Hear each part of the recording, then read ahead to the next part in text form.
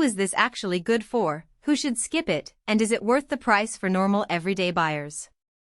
If you've been scrolling through a sea of gaming desktops and wondering whether a compact tower can really handle the latest titles without breaking the bank, you're not alone.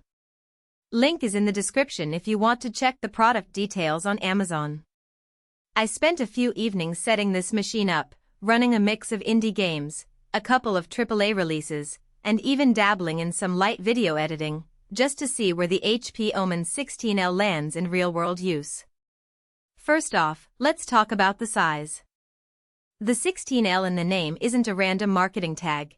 HP really went for a smaller footprint that fits on a modest desk or even a TV stand in a living room. For anyone living in an apartment or a shared space where a full tower would dominate the room, this is a genuine advantage. The chassis feels solid enough to sit on a desk without wobbling, and the matte Panda metal finish gives it a sleek, modern look that doesn't scream gamer.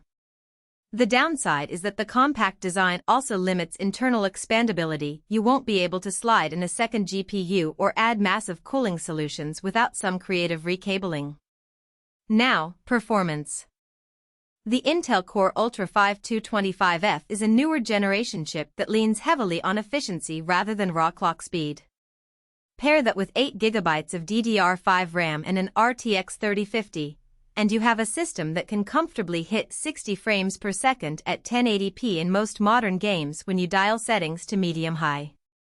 I tested titles like Elden Ring and Fortnite. The former ran smoothly at 1080p with a few shadows turned down, while Fortnite stayed well above 100 frames per second on high settings. For a casual gamer who plays for a few hours after work, this feels more than adequate. However, if you're chasing 1440p ultra settings or trying to future-proof for next-gen titles, the RTX 3050 will start to feel the squeeze, and 8 GB of RAM will be a bottleneck for memory-hungry games or multitasking while streaming. Storage is another practical point. A 512 GB PCIe Gen 4 NVMe SSD boots Windows in seconds, loads game levels with almost no pause, and feels snappy for everyday tasks. The downside is that 512 GB can fill up quickly if you have a library of large games. I found myself uninstalling a couple of older titles after installing the newer releases just to keep enough free space for Windows updates and the occasional video project. If you're comfortable using an external SSD or planning to add a larger drive later, the compact case will make that a bit more involved, but it's doable. One of the more interesting features that actually showed up in daily use is Microsoft Copilot built into Windows 11 Home. It's not a gaming-specific tool, but for anyone who also uses the PC for work or study, being able to ask Copilot to draft emails, generate simple spreadsheets, or even look up troubleshooting steps while a game is loading is a subtle productivity boost.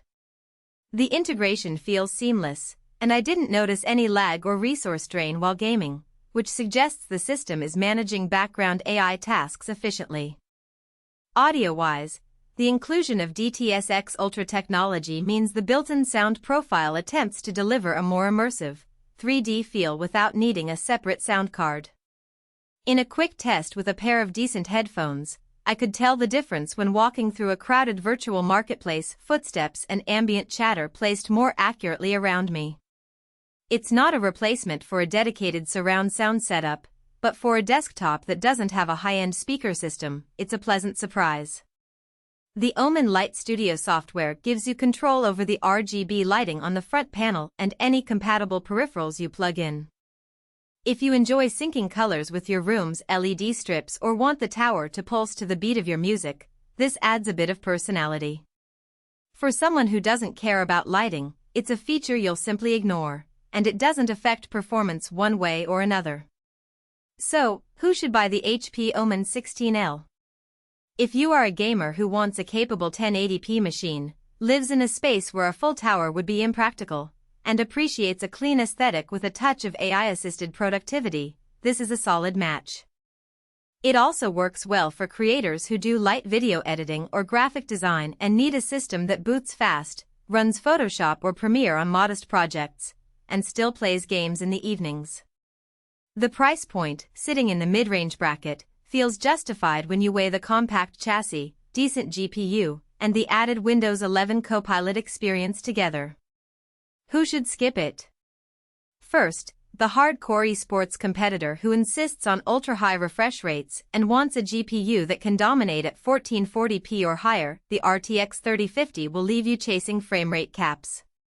Second, anyone who plans to run multiple VMs, large datasets, or heavy rendering workloads. The 8GB RAM limit will be a constant roadblock, and upgrading the memory in this small